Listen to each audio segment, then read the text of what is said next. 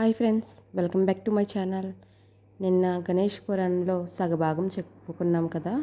ఈరోజు మిగతా సగభాగం కూడా చెప్పేసుకుందాం. వెళ్ళిపోదామండి. శ్రీ గణేష్ పురాణం. ముందుగా ఆ గణపతిని పూజించుకుందాం, స్మరించుకుందాం. శుక్లాం వరదరం విష్ణుం శశివర్ణం చతుర్భుజం ప్రసన్నవదనం ధ్యాయే సర్వవిఘ్నోపశాంతయే గజానన మహానిషం అనేకదంతం పద్దానం ఏకదంతం పాస్మహే. గణేష్ పురాణం. నమస్తేస్తు గణేశాయ బ్రహ్మ విద్యా ప్రదాయనే హస్తగస్తాయతే నామ విఘ్నసాగర శోషయో. విఘ్నాలనే సముద్రాలనే అగస్త్ర మహర్షిలాగా శోషింపచేసేవాడు బ్రహ్మ విద్య ప్రదాయకుడు అయిన శ్రీ గణేశుడిని నమస్కరిస్తున్నాం. పూర్వం నైమిసారణ్య క్షేత్రంలో లోక కళ్యాణం కోసం సౌనకాది మహర్షులు 12 సంవత్సరాల పాటు సాగే దీర్ఘత్రయాగాన్ని ప్రారంభించాడు. ఆ యుగంలో భాగంగా వారంతా ప్రతిరోజు సాయంత్రం సత్కథా శ్రవణం చేస్తూ కాలక్షేపం చేసేవారు. ఒకనాడు బహుపురాణిజ్ఞుడైన సూత మహర్షి అక్కడికి వచ్చేశాడు. ఆ మహానుభావుణ్ణి చూసిన మునులంతా ఆయనకి తగిన స్వాగతం సత్కారాలు జరిపి ఇలా ప్రార్థించాడు. మహానుభావ సూత మహర్షి, నీవు సకల పురాణాలు శాస్త్రాలు బాగా తెలిసినవాడివి. నీలాంటి వక్త లభించడం శ్రోతలకు ఎంతో అదృష్టం. ఎన్నో జన్మలు పుణ్యం చేసిన వారికి మాత్రమే ఆ అదృష్టం లభిస్తుంది. నీ దర్శనంతోనే మేమెంతో పవిత్రమయ్యాము.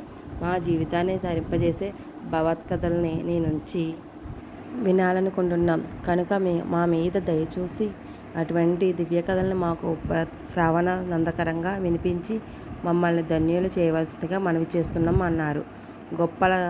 గొప్ప తపస్సంపన్నులు, నిగ్రహ పొగ సమర్థులు, భక్తిపరులు అయిన ఆ ఋషులు విన్నపాన్ని విన్న సూత మహర్షి వారితో ఇలా అన్నారు. పవిత్రుడైన మునీశ్వరులారా, మీ కోరిక ఎంతో పవిత్రమైంది. అన్ని లోకాలన్నీ తరింపచేసేది అది నన్ను తరింపచేస్తుంది కనుక మీరు కోరిన విధంగా సత్కథల్ని వినిపించాలని నాకు అనిపిస్తుంది. మహనీయులారా, నేను అష్టాదశ మహాపురాణాలని, ఉపోపురాణాలని మా గురుదేవులైన వ్యాసమహర్షుల వారి అనుగ్రహంతో శ్రవణం చేశాను.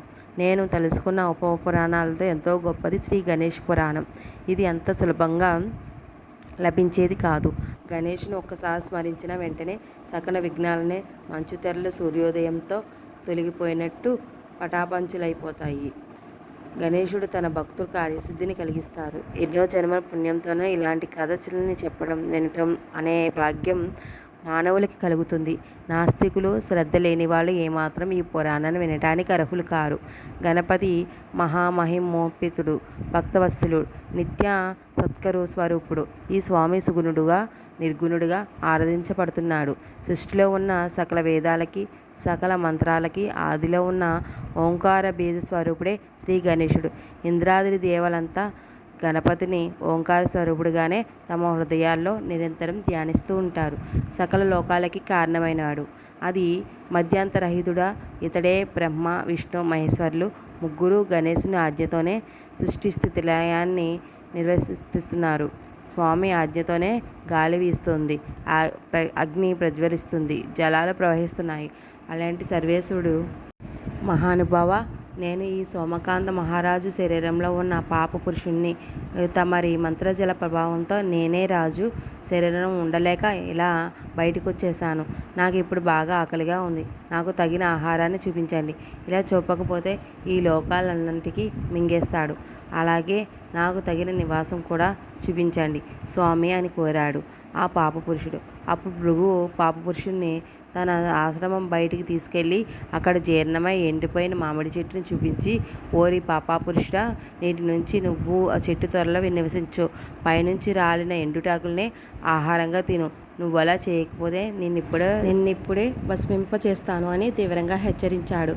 భృగువు ఆజ్ఞ ప్రకారం ఆ పాపపురుషుడు ఎండిపోయిన మామిడి చెట్టు దగ్గరికి వెళ్ళి దాన్ని తాకాడు. అంతే, ఆ పాపి స్పర్శతో చెట్టు మొత్తం కాలి బూడిదైపోయింది. ఈ పురాణం రేపు సగభాగంలో తెలుసుకుందాం.